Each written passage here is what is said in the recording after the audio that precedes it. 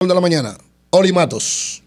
Buenos días al país, a los dominicanos que están fuera de la República Dominicana, porque con su trabajo y con su esfuerzo contribuyen al engrandecimiento del país y porque no se desvinculan de este terruño que nos compromete a todos con trabajar porque mejore cada día. Y económicamente son básicos y fundamentales. 4.800 millones de dólares enviaron de remesa. Así es. Y de verdad que debíamos garantizarle un retorno más viable a esa comunidad dominicana, porque todos se van con el sueño de retornar a su país y de poder vivir dignamente aquí, en la República Dominicana. Ahorita Eury hablaba del anuncio del Banco Central, del crecimiento. Parece como si el gobernador se hubiera convertido en el jefe de campaña, ¿verdad? Él siempre lo hace todos los años. Del presidente de la República. ¿En qué estado? Y, ¿Te acuerdas que lo nombró Balaguer? ¿Tú te acuerdas? Decimos que... Buen día, pero siempre, Oli, siempre, a principio de año, siempre. Rinden esos informes y generalmente destacan los elementos más positivos porque a ellos les conviene. La economía se mueve en base a confianza. Pero hay informaciones que fueron planteadas que a mí me gustaría contratarla con, por ejemplo, la seguridad social, la tesorería de la seguridad social. Si nosotros, vamos a ver si durante el transcurso del día podemos comunicarnos, porque si hubo ese aumento del empleo, debe haber un aumento de las recaudaciones que sea proporcional al crecimiento que anuncia el gobernador del Banco Central. Pero como no tengo datos concretos para cuestionar su información, yo quiero solo puntualizar algunos detalles. El primero es, tenemos un crecimiento del turismo naturalmente con la crisis en Oriente Medio, con toda esa situación de violencia en Egipto, sobre todo, que era uno de los principales receptores de turismo del mundo, y Siria. Esto ha traído como consecuencia que el turismo se ha diversificado, como decía el gobernador. Eury ahorita, como decía el gobernador.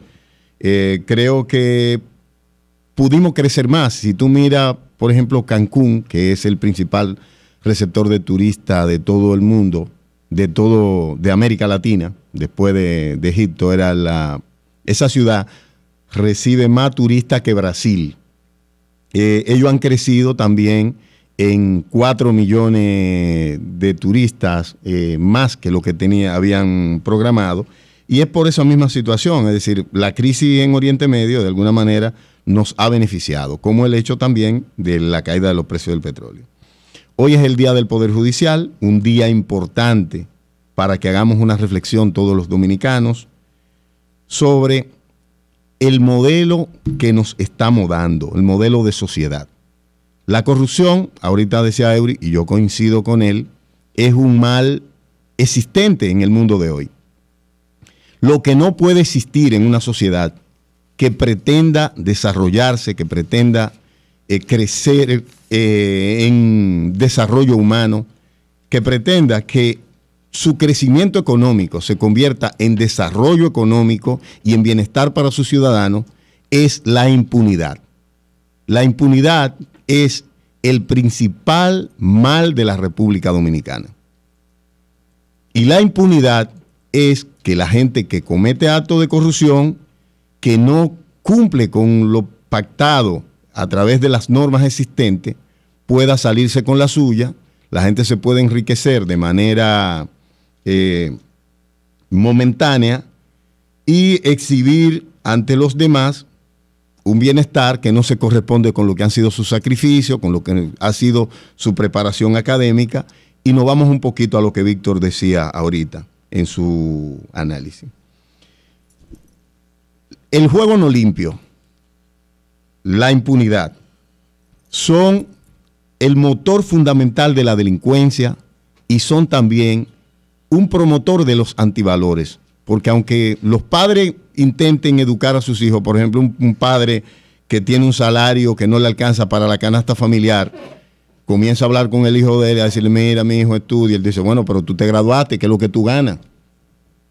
¿Cuál es la calidad de vida que tú tienes? Es decir, contrasta lo que ven en el entorno con la realidad y con lo que yo predico. Es decir, yo le estoy predicando algo, pero el hijo mío está viendo otro escenario y lo vive la mayoría de los ciudadanos de la República Dominicana. Nosotros estamos, este crecimiento con desigualdad, este crecimiento sin normas que sean obligatorias para todos los ciudadanos, lo que nos está generando cada vez más es delincuencia, es violencia y es el caos. Es el caos en el tránsito, es el caos en el aparato judicial. Hoy tenemos un día del Poder Judicial donde tenemos jueces imputados por prevaricación. Se denunció que había una especie de organización criminal dentro del propio aparato judicial. Solo 2 magistrados fueron encausados, no se ha sabido de ningún otro. Un magistrado, juez titular de un tribunal, denuncia que está siendo perseguido por el propio aparato judicial por no ceñirse a la sugerencia de esto, al margen de lo que establecen las normas. Pero también tenemos un miembro del Ministerio Público que fue denunciado por soborno por un ciudadano a partir de un fraude del Banco Peravia. El tipo denuncia que le entregó un dinero, esa denuncia se continúa haciendo y parece que luego de presentar las pruebas, entonces pudo esta persona ser sometida.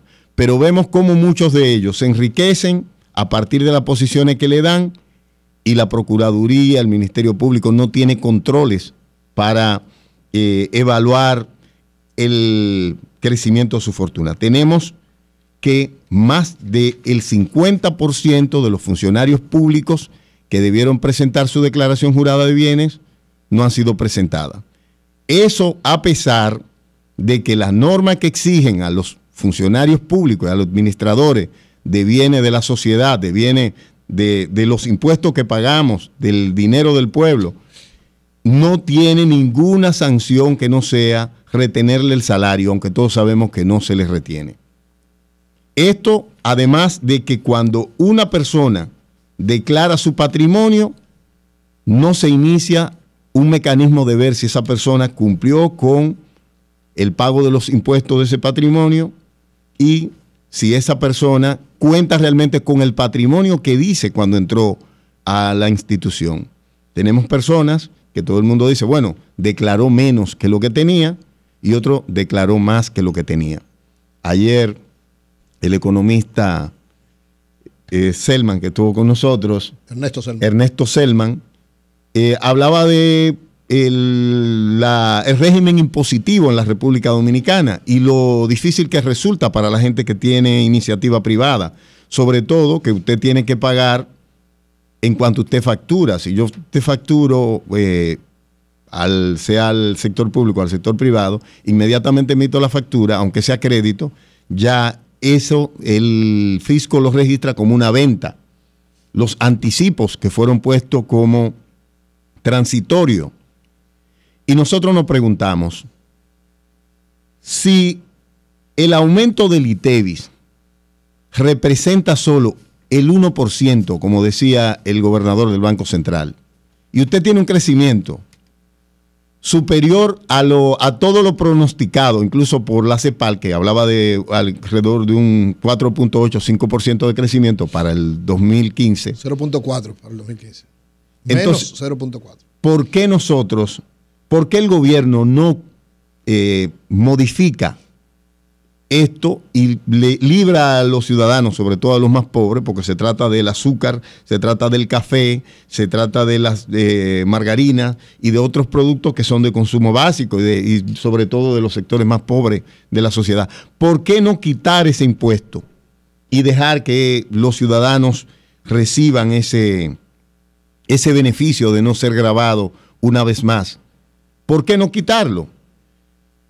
Otra de las grandes preocupaciones que el gobernador la manejó para mí un poco superficial es el tema del endeudamiento externo y el aumento de la tasa de interés en Estados Unidos. Eso significa que nosotros vamos a estar pagando mucho más por las deudas externa por la deuda que tenemos en dólares. Este es un tema que va a estar debatiéndose, es un tema que debemos analizar y ojalá podamos entrar en lo adelante en conversación con la gente de la seguridad, de la Tesorería de la Seguridad Social. Nosotros lo que queremos es que haya empleo para todos. Aquí lo que me encuentro en cada calle es una gran cantidad de jóvenes desempleados. Y según el diagnóstico del Programa de Desarrollo de Naciones Unidas, que es un estudio que se hace en todo el país, tenemos alrededor del 46% de jóvenes en edad laboral. No estamos hablando de los 10 años, como decía ayer Ernesto Selman, sino hablando entre 16 y 25 años, gente que está en posibilidad de aportar y de trabajar en condición de paro, en condición de desempleo. Esta información contrasta un poco con lo que dice el gobernador del Banco Central. El empleo que se ha generado, el empleo, por ejemplo, de la construcción de escuelas, que la mayoría es mano de obra ilegal haitiana, ese empleo no es formal, o aunque tenga cierto viso de formalidad, no cotiza en la seguridad social, es un empleo transitorio que no deja de tener su importancia, pero no es un empleo que genere estabilidad y no es un empleo que genera bienestar a largo plazo.